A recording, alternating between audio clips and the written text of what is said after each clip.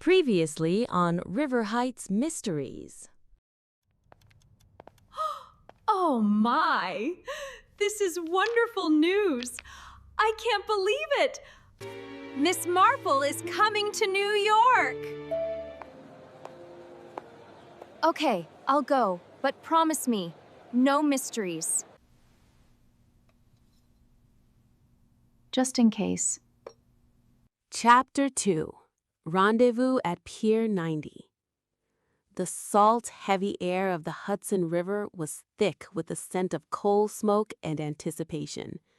Pier 90 was a chaotic symphony of 1930s industry. Stevedores shouting over the clatter of iron carts.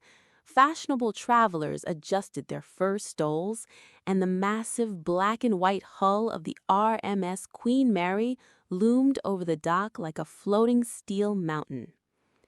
Nancy Drew stood near the gangplank, her hand shielding her eyes from the bright Manhattan sun. Beside her, Bess Marvin checked her compact mirror for the third time. "I hope she hasn't changed a bit," Bess shouted over the roar of a nearby steam crane, "though I can't imagine how St. Mary Mead prepares a person for this." "Miss Marple is sturdier than she looks," Nancy replied, her gaze scanning the flood of passengers descending the wooden ramp.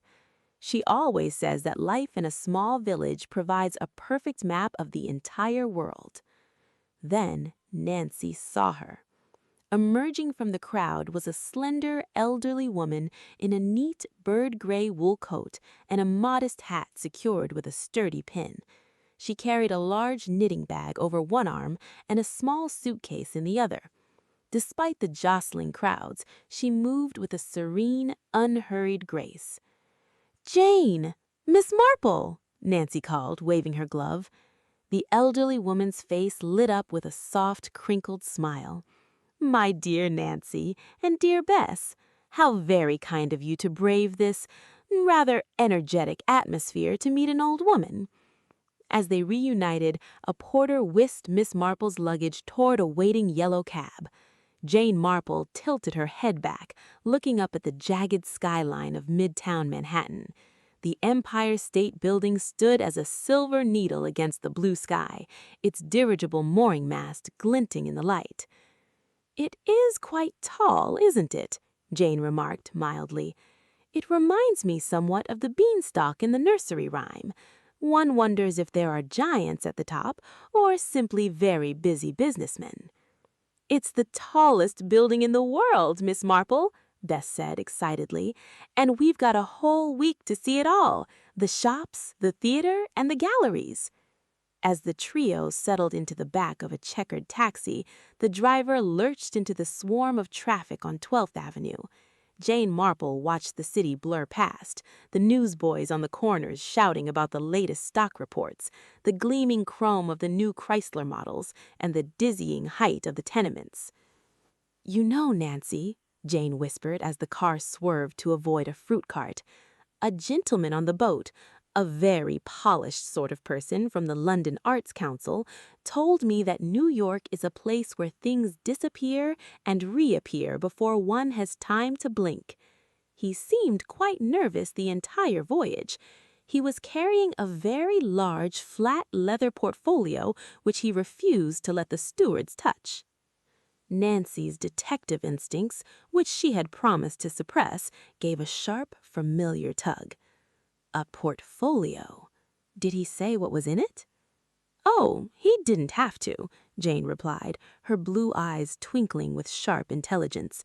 "The way he adjusted his spectacles whenever a stranger approached, and the scent of linseed oil and turpentine that followed him, it's exactly how Mr. Fletcher used to act when he was trying to hide a prize-winning marrow from the village garden show judges.